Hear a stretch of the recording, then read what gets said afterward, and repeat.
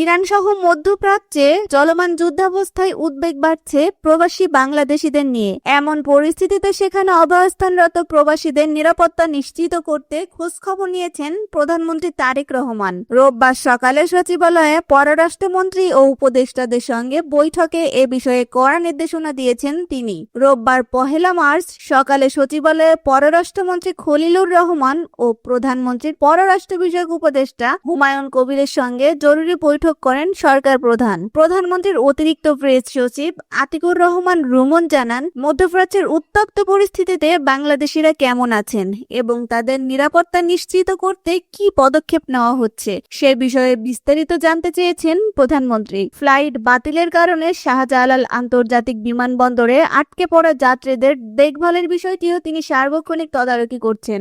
সরকার প্রধানের নির্দেশে বিমানবন্দরে সকাল থেকে অবস্থান করছেন বিমান প্রতিমন্ত্রী। প্রবাসী কল্যাণ মন্ত্রীও সার্বক্ষণিক পরিস্থিতি পর্যবেক্ষণে নিয়োজিত রয়েছেন।